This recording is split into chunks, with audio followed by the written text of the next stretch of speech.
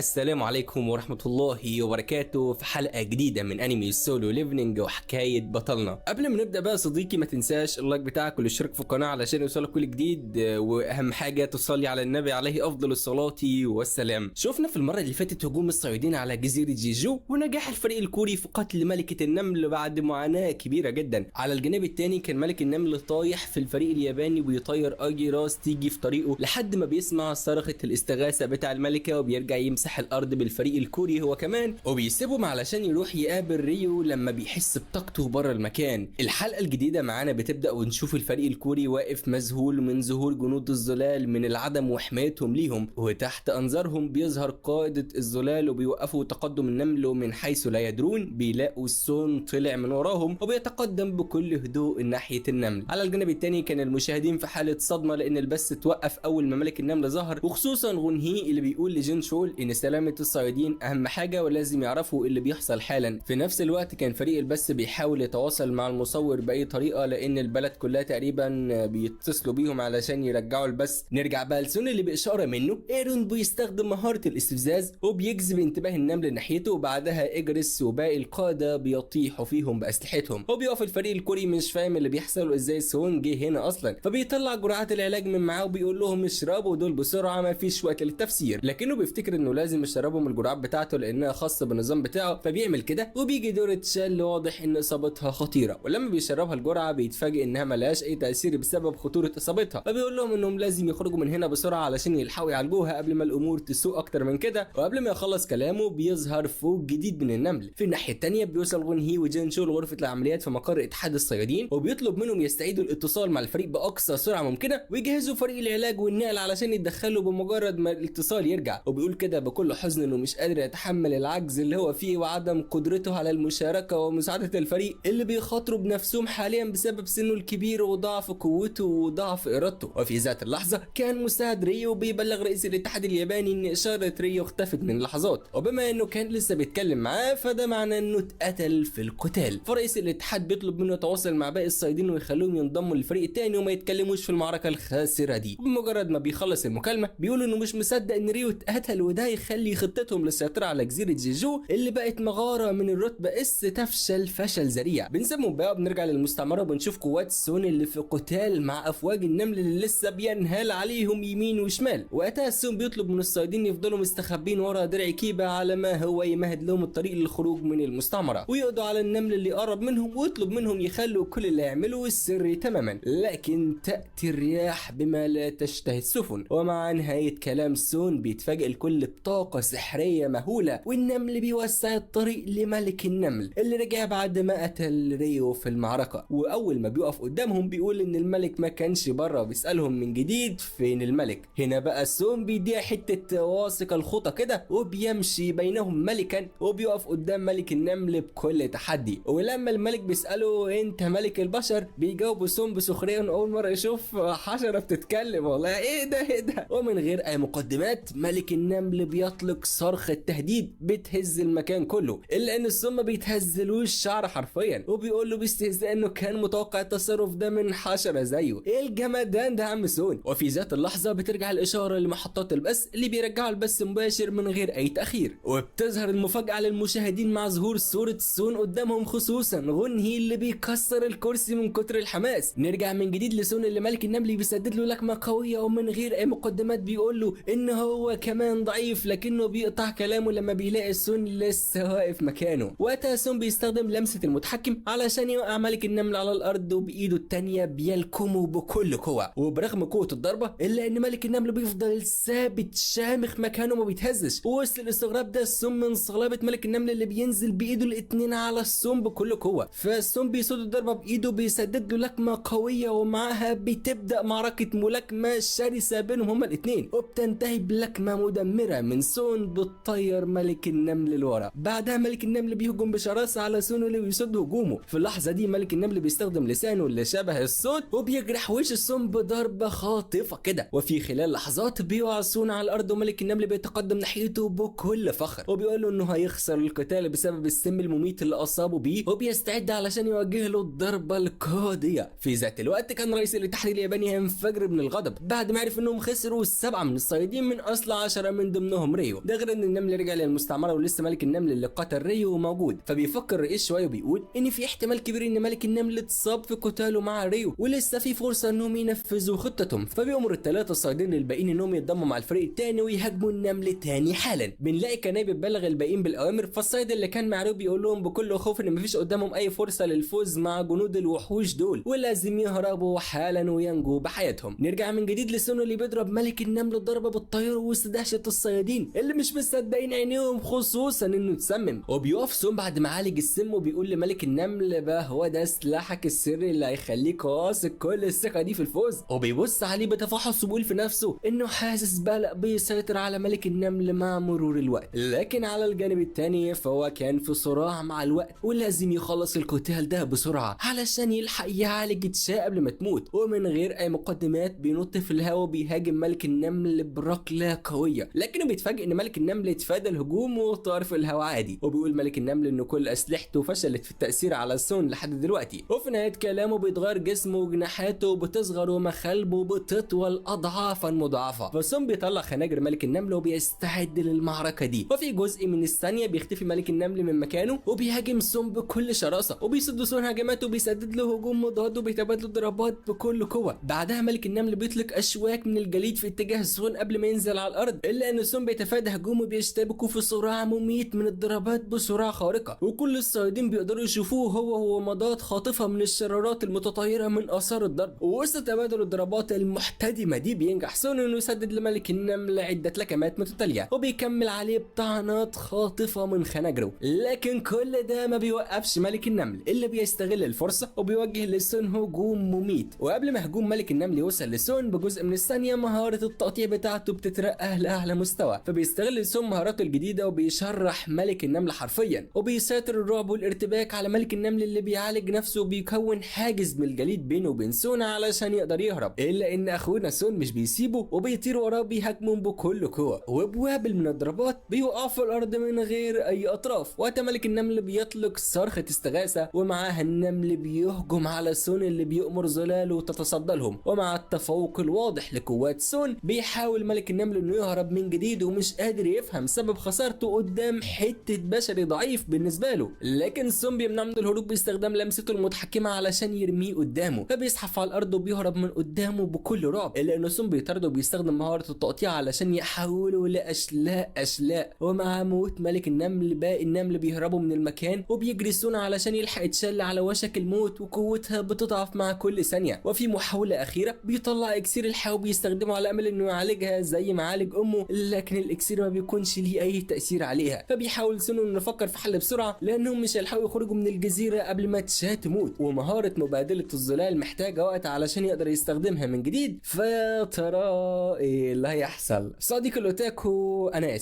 اسف جدا جدا ان انا وقفتك لحد هنا. يعني والله العظيم نفسنا نكمل الحلقه الجايه بس لسه ما نزلتش. فلو كنت وصلت لحد هنا واستمتعت معايا بكل لحظه في الفيديو، اللايك بتاعك والاشتراك في القناه وبص على اول كومنت علشان في مفاجاه. ويلا دمتم في رعايه الله وكل سنه وانتم طيبين.